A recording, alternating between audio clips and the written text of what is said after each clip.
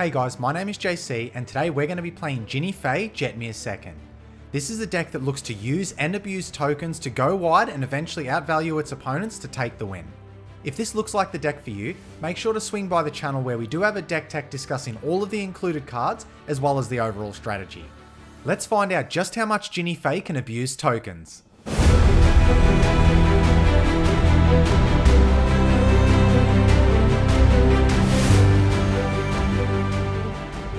Okay, let's have a look at who we're playing today. We have Hapatra, Vizier of Poisons. We've got Rashmi, Eternity's Crafter. And we have Daxos the Returned. Okay, looking at our opening hand, Curse of Opulence with red mana available is good. And we have an Academy Manufactor. So I think just for that we've got to keep. I mean, Warstorm Surge and Tendershoot Dryad are certainly nice, but I want to get the Manufactor going as early as possible. So let's keep this one. Daxos plays their land for the turn. And then they pass the turn. We draw a Bloom Tender for turn.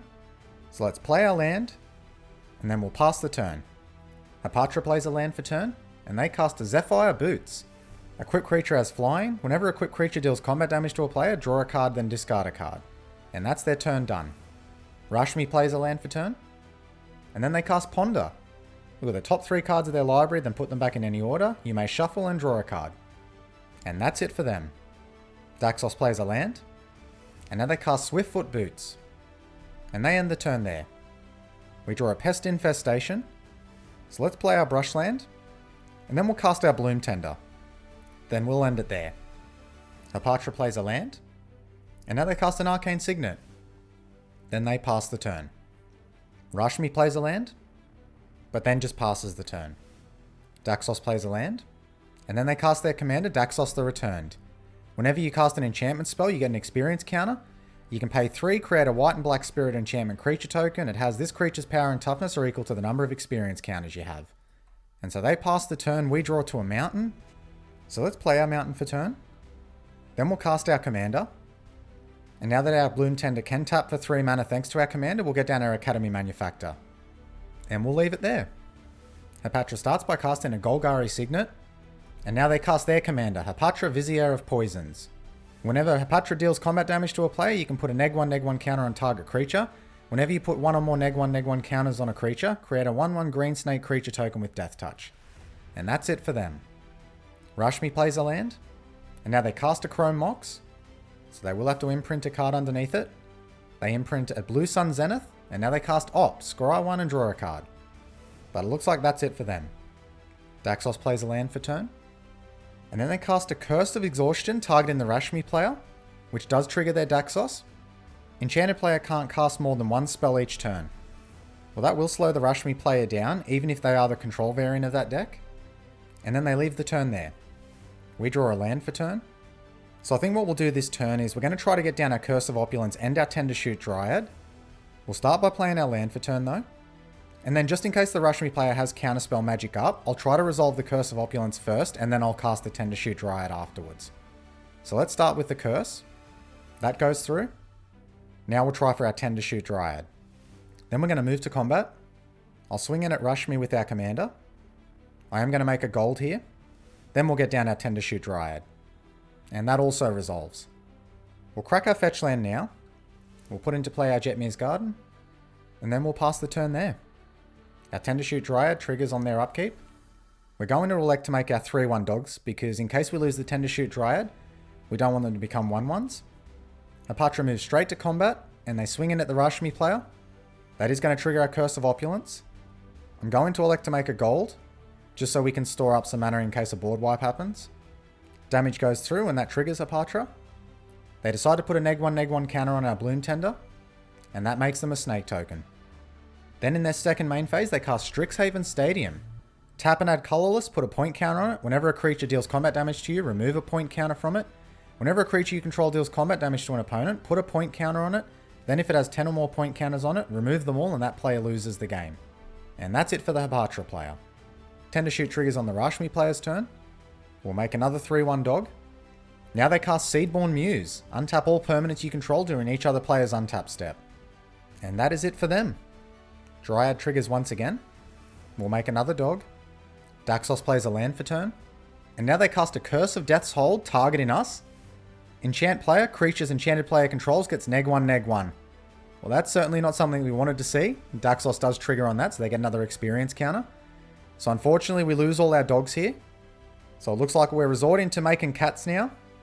And that is their turn done. We have a response from the Rashmi player. And they flash in Teferi, Mage of Zhalfir. Creature cards you own that aren't on the battlefield have flash, and each opponent can only cast spells anytime they could cast a sorcery. It looks like Hapatra is responding to this. But they just float some mana. And that's the end of the Daxos player's turn. Tendershoot Dryad triggers on our upkeep. We'll make a cat with haste. We draw into an Ancient Tomb for turn. So we will play that. Now we have a tough decision here. We could try to cast the Pest Infestation and get rid of the problematic enchantment on us, that Curse of Death's Hold. But I don't think we need to get rid of it right now. It might actually be better to try to resolve our Warstorm Surge and start clearing up some of the creatures on board. So it is close, but I think I like the Warstorm Surge plan just a little better. So let's see if we can resolve that. That goes through. Now we're going to move to combat. We'll send in our cat towards Rashmi. That triggers our Curse of Opulence. We will just make another gold token. They block with their Teferi. And then we'll pass the turn. Tendershoot triggers on Hapatra's upkeep. This time we're actually going to decline the trigger so we can get a 2/2 into play. That triggers our Warstorm Surge. We'll target the Hapatra here, just so they can't start sniping off our creatures, in particular the Tendershoot Dryad, which is vulnerable at the moment. That goes through. Now they start by casting Rampant Growth. And now they move to combat, sending their Snake token in towards the Rashmi player. That triggers our Curse of Opulence. We're just going to make another gold token here. Rashmi just allows the damage through. That triggers their Strixhaven Stadium. So it currently has 3 counters on it. Now they use all their mana, including the gold token they made, to cast a Natural Order. As an additional cost to cast this spell, sack a green creature, search your library for a green creature card, put it onto the battlefield, and then shuffle. Well, now we feel sort of bad that we didn't actually zap that token when we had the chance. Let's see what they get off of the Natural Order. It's probably going to be something pretty nasty. And I have a feeling our Warstorm Surge isn't going to be able to zap it down either. And they find a Hornet Queen. So when it ETBs, they get to make 4 1/1 green insect creature tokens with Flying and Death Touch. Well, that's not too bad. That's something we can actually zap pretty easily with Warstorm Surge. On the end step, Rashmi cast their commander, Rashmi Eternity's Crafter. Whenever you cast your first spell each turn, reveal the top card of your library. You may cast it without paying its mana cost if it's a spell with lesser mana value. If you don't cast it, put it into your hand. And that's the end of the Hapatra player's turn. Now our Tendershoot Dryad triggers.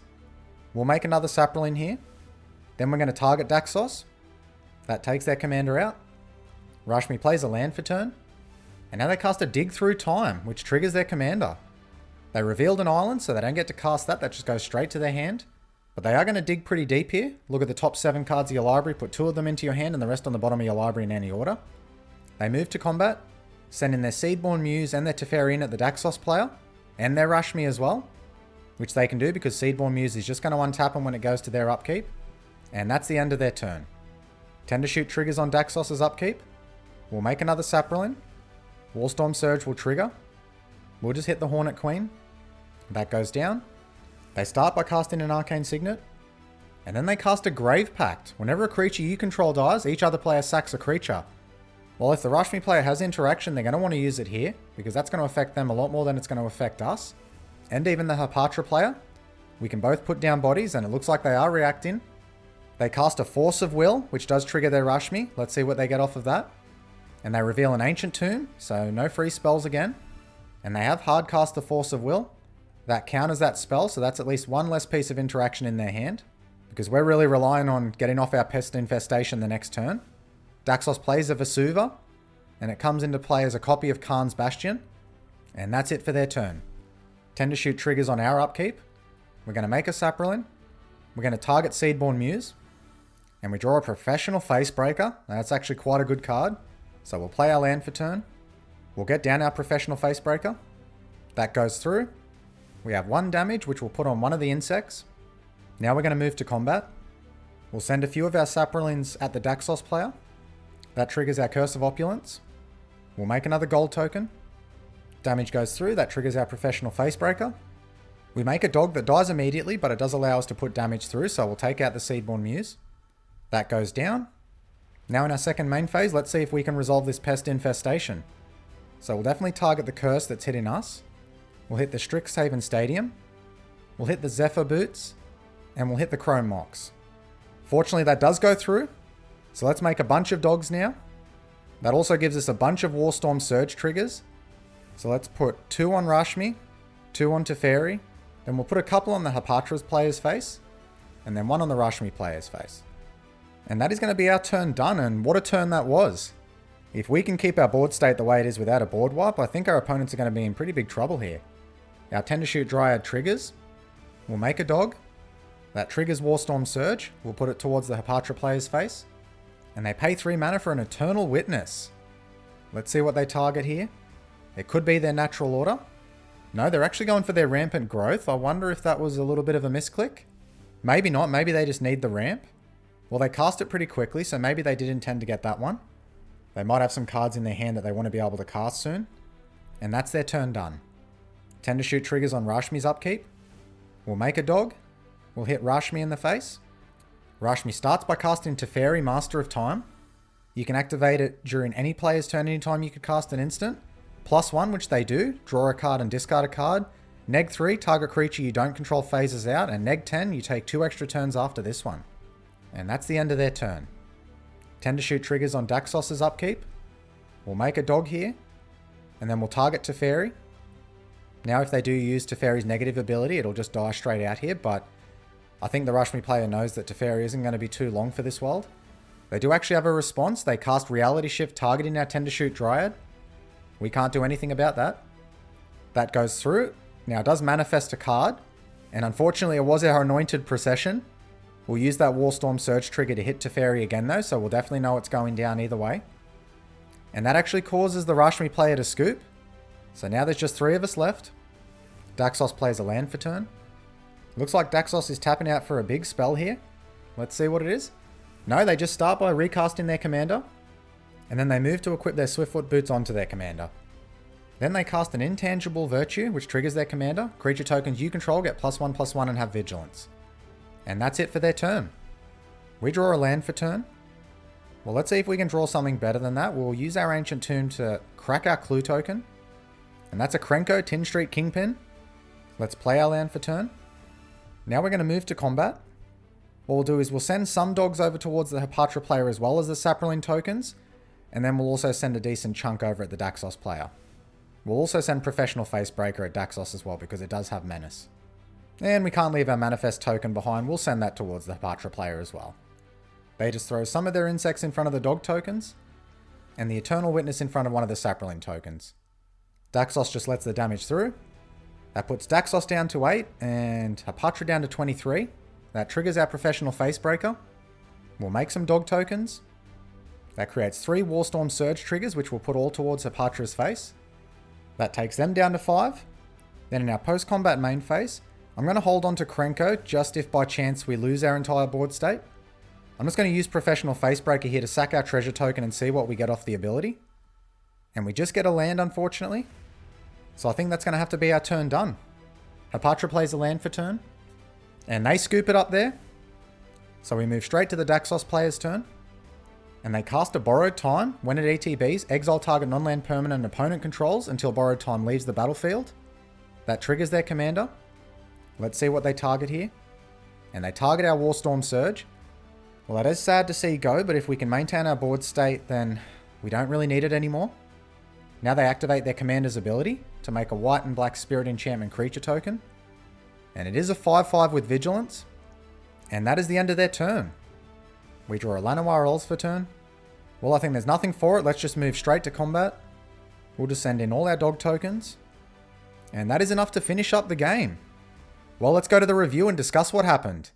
So this was an interesting game that was defined by a few key moments. Firstly, we were off to a great start with regard to mana availability, which allowed us to land an early Tend to Shoot Dryad to quickly fill the board with bodies. Secondly, being able to resolve a Warstorm Surge gave us access to some very powerful creature removal.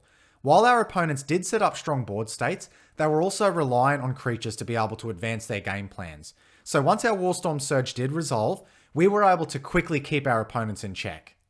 And lastly, once our hand was nearly empty, we were really relying on resolving our Pest Infestation to set us far ahead in the game. But once the Daxos player cast that Grave Pact, they forced the hand of the Rashmi player to be able to use that key piece of interaction, which would have otherwise probably been used on our spell on our turn. But once we resolved Pest Infestation and cleared the board of our opponent's creatures, it didn't take us too long to close out the game. Well, that's it for today's video. I hope you enjoyed seeing Jinnie Fay in action and got to see that this is a token deck you can't underestimate. Until next time, guys.